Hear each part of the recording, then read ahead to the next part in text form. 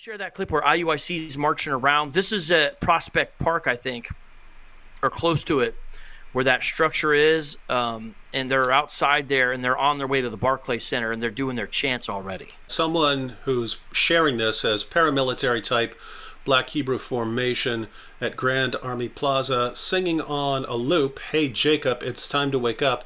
I've got good news for you. We are the real Jews." Giving out leaflets on the truth about slavery too. All right, let's go ahead and watch this, listen to them.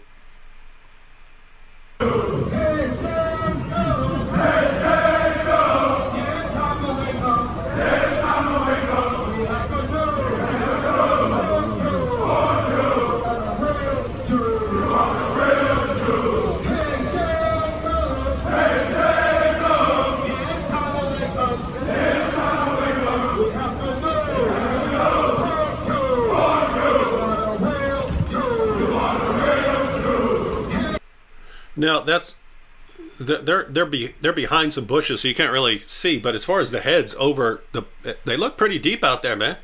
They're very deep out there. The cops didn't gonna give the media numbers estimates, so we don't know how many they were. But we do know at their annual march that they did in Detroit in July that there was about 1,000 guys out there. I don't think there was 1,000 in this particular event, but IUIC specifically, and that's not the only Hebrew Israelite group. I hope people understand. This is just the one who specializes in the dog and pony show. Not all of them are for that, but IUIC is for that, and they can do it pretty quick, fast, and in a hurry. And they're also quick on the social media element of the cultic side of proselytization. So they've been heavy on that too. Could you share the one they recently made on their Twitter that has Kyrie Irving on one side and a Jewish rabbi on another? And I want you to please point out what Bible verse is placed on this theme that is relevant to this conversation. You see that? Yeah, it's up there. They have a verse on top and a verse on bottom, and on the left side there they have a rabbi and it says fake, and they give him like black evil eyes. Yeah, you notice how they took out the whites of his eyes? Yeah. What the heck? That's literally dehumanizing somebody. Literally dehumanizing somebody. Giving them shark eyes. That's like animalistic eyes. And it's interesting because remember Kyrie said, "Don't dehumanize me. I'm a person." I'm not saying that Kyrie did this, but I'm saying they're literally dehumanizing somebody that is like a Jewish man, ostensibly, Yeah, and so, they've got the two faces here, and Kyrie is the true Jew, and the rabbi is the fake Jew. And so they have Revelation 2:9 up there.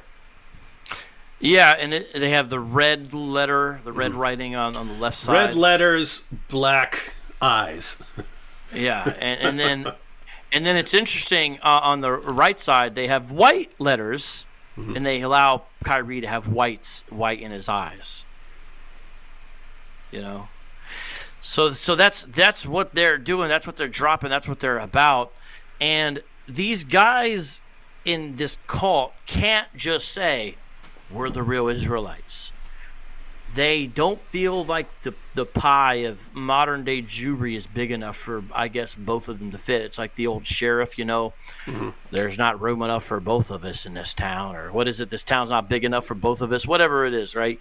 That seems to be their attitude. So they go after Jewish folks with a great hatred. They constantly accuse me of working for some Jewish cabal. And they actually... Yeah, the FBI. Yeah, well, but yeah, they'll say he's employed by the small hats or the Jesuits. There's another famous, but they seem to think the Jesuits are run by the Jewish people as well. It's a little bizarre, but I get that I'm paid by the Jesuits all the time too, because I went to a Jesuit school. Yeah, well, I went to a Christian evangelical school, so. Yeah. No. It's just funny because it's like you think that someone who goes to a Jesuit school is a Jesuit. Like probably 99.9% of the people who go there. The Jesuits are a pretty small group. They're a pretty small group. The idea that all these thousands of students are all Jesuits is anyway. And I think they're pretty liberal these days as well in their theology. Oh, yeah. Like I had... Well, I mean, I like Jesuits because they're big on philosophy, and they take it as like their mission from God to understand philosophy and so on. So they're big on philosophy. But I mean, I probably like 2 of my professors ever were actual Jesuits. Just like it's run by Jesuit, but yeah, there were atheists teaching there as well. Yeah. Wow. So anyway, did I send you any other memes or images or videos? I can't remember if I sent you anything. Let me see. So I have this from Kyrie. It says, "True heritage is true education. Blacks, Hispanics, and Native Indians are the true biblical Israelites." And it quotes Jeremiah 17:4 there. "And thou, even thyself, shalt discontinue from thine heritage that I gave thee, and I will cause thee to serve thine enemies in the land which thou knowest not, for ye have kindled a fire in mine anger, which shall burn forever." So I guess the claim there is, since you will serve your enemies in a land you know not, this must mean that black people who are taken to, from Africa to the Americas are this group here. Right, and notice they have Kyrie Irving. It's almost like him,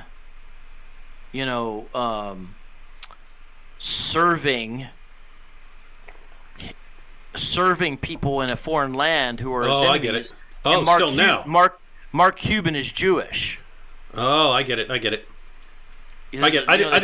I didn't understand it before. So they're saying he's still serving. Yeah, basically, and so IUIC did a rap song about this whole event, and in it they referred to some of the newscasters who were making comments as $40 million a year slaves. Yeah, I just have to say, hey, Mark Cuban, I will give me some of that Kyrie money, and I will come play ball as well. Yeah, now of course, Cuban, is Dallas Mavericks, so he's hiring, Christian Wood and Spencer Dinwiddie and of course Luka Doncic. But nonetheless, I mean, they're making that point there. But I want to read one more thing, because this shows how specific Revelation 2:9 is. Because this conversation is really to talk about Revelation 2:9 and the ways it's been perverted here. And there's a lot more we could say. But here's another commentary. Great commentary, The Returning King, A Guide to the Book of Revelation.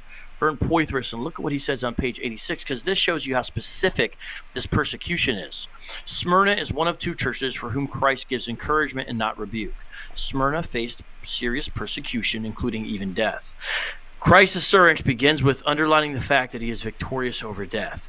Non-Christian Jews may have been trying to get Christians in trouble by claiming that the church was not another Jewish sect, but an essentially non-Jewish group. If so, in the eyes of the Roman government, they could, like all Gentiles, be required to show political loyalty to the government by participating in emperor worship. If they refused, as Christians must, they could be executed for treason. I'm going to comment on that in a second, but let me just read this next line about the synagogue of Satan in this verse here. Such a situation would explain the phrase synagogue of Satan. The Jewish synagogue in Smyrna was not composed of all the Jews in the area, nor of people who was not composed of all Jews in the area, nor of people who had never heard of Jesus Christ, but specifically of Jews who rejected the gospel. Doubtless some Jews had responded favorably to the gospel and joined the church. The Jews who rejected Jesus professed to worship God, but their opposition to Christ showed that they were in fact under the control of satanic darkness, 2 Corinthians 4:4. Behind human opposition stands the more fundamental opposition of Satan, who seeks by all means to destroy the church. So this even gets into the specifics of how some of this persecution could have worked, because Jewish folks were allowed an exemption by Roman authorities for most of their existence under Roman occupation in regards to having to swear to the genius of the emperor or being involved with the cult of the emperor. Because even though a lot of Romans viewed Jewish people as weird, they respected the antiquity of their religion, because Romans were they had a respect for older things, basically, and that was one of their attractions to Judaism. And so one way that Christians could get in trouble is if they're viewed as a non-Jewish sect. And once that happened, Christian persecution got worse and worse. And so that's part of what was happening in certain areas, perhaps, is you see this kind of, hey, these aren't fellow Jews. They're not truly Jewish. Somewhat similar to what you might have some people say about a Jewish person who believes in Jesus as Messiah today, even. And you have that, and that could open a door for persecution even then. Now, we don't know all the means or the ways, but I bring that out to show you again how specific to a certain situation this is here in Revelation 2:9, and it would really line up again with what Jesus said in John 8. He's talking to people who are clearly of Jewish descent ethnically, yet says you're of your father the devil. That's the same thing because of the lying and the slander by persecutors of Christians at this time. That's what Revelation 2:9 is about. It's not to be used as some kind of anti-Semitic hammer against anybody who we're trying to say is actually a fraud, an ethnic imposter. And the only reason people are trying to do that is because they want to put themselves in the shoes. I'm not full Sicilian, I'm part Sicilian, I wish I was, but I'm not going to claim something I'm not. So I don't go around claiming to be full-blooded Sicilian. I say what I am or what I know what I am ethnically, but it's really not the most important thing in my identity. It's an important thing, right? But it's not the most important thing. My goodness, my identity in Christ is first and foremost. And that really should go for everybody, regardless of the struggles they've had in that area or not, because we've got to fall under his authority and not seek after the flesh, which is what Hebrew Israelism really is all about. It's a religion that it commits the sin of idolatry of ethnicity. And the shame of it is it's not even an accurate ethnicity that they're idolizing because it's not their own. And it's just, it's so amazing that you have Jesus laying down his life after performing miracles, feeding thousands, walking on water, raising the dead, dies, rises from the dead. His followers go out to make disciples of all nations. And then people who clearly, and these Hebrew Israelites, they clearly read their Bibles and somehow miss all of the main message and focus on, again, as you pointed out, little genealogies and so on. Wild stuff, but I'm sure everyone does that to an extent, right? Certain things come along and they, make you feel, make you feel good or make you feel important, and so on, and so you tend to favor those views a little bit more. But yeah, you can't ignore the dangerous implications of certain views, and this seems like one where, if it reaches a certain critical mass, could be pretty bloody. Yeah, and the article that I referenced earlier in this conversation that I was interviewed for, a great article, by the way, from the Jewish Telegraphic Agency, and I shared it on Twitter so everyone can look at it. Let me just share real quick what the title is, because it relates to that. And here it is. How many Hebrew Israelites are there, and how worried should Jews be? It's a legit question. Check it out at Twitter at JTA News. And, listen, when I promote this stuff or tell you to read it, I'm a Christian, so Jesus is the Messiah. So I'm not, surrendering that. But I'm just saying there's some good work being done by some Jewish journalists in this area, and they're letting people know what's really going on. And I was glad to be interviewed by them. And I hope that they can see that the New Testament is not anti-Semitic, and that Christians definitely should not be anti-Semitic. And I hope they're able to see that when we talk and interact and stand in defense, first and foremost, of the gospel. But sometimes we need to be the friend of the oppressed. And I think the Jewish people, oftentimes, especially when you look at the global situation, the historical situation, that's a condition they find themselves. Not the only people, just because you say one group's press or their life matters doesn't mean you're saying another's doesn't. Because we've also said, I think it was even I don't remember when it was, but we even said things about Black Lives Matter, the sentiment that people may disagree with, where we had some positive things about some things there to say.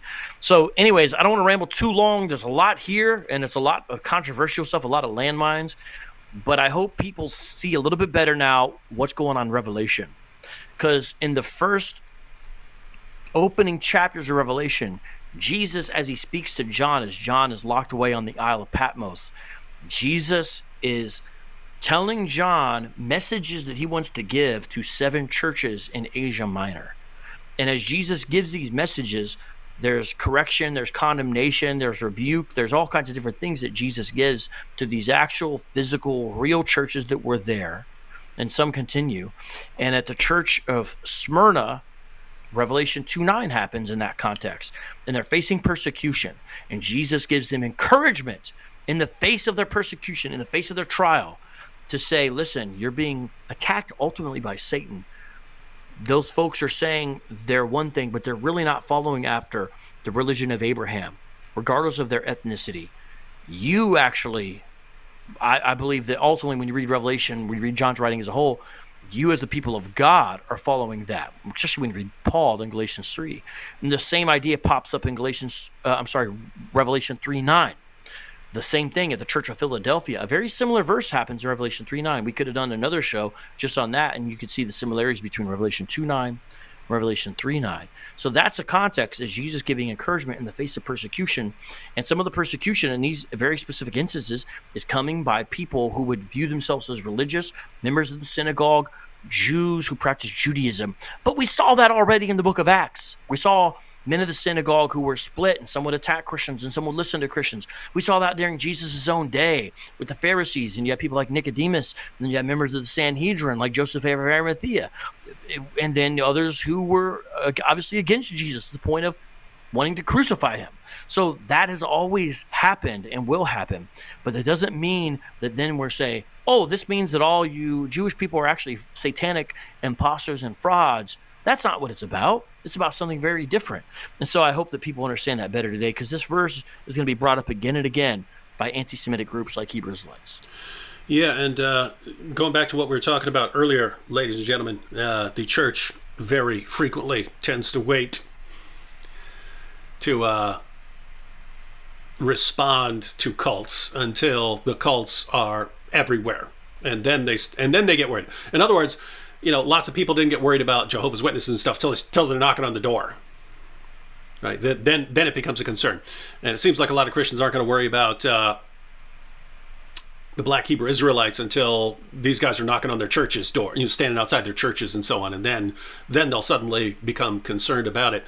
It would be much better, if you ask me, if at least some Christians in all the different cities where the Hebrew Israelites are active would actually learn responses to their verses. And one of the most basic steps for any cult is when they're giving you a verse, if something sounds like it's off, just go ahead and pause and go read the chapter. Go read the chapter. If you can, look up some commentaries and so on to get the historical context and so on.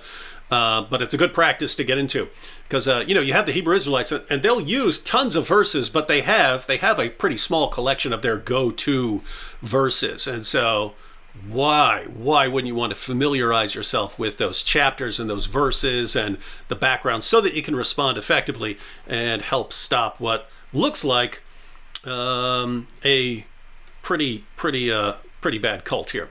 So anyway, if you want to do that, if you want to learn, I recommend going to Vocab's channel. It's got a lot of content there, and you see videos of him actually interacting on the street with the Hebrew Israelites. The link to Vocab's channel, and what are you pointing to Ohio State for?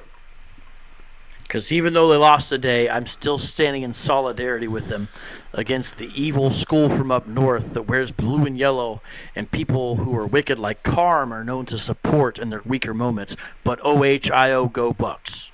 Well, both your teams suck, but everyone should check out Vocab's channel. And also there's a link to Vocab's latest book.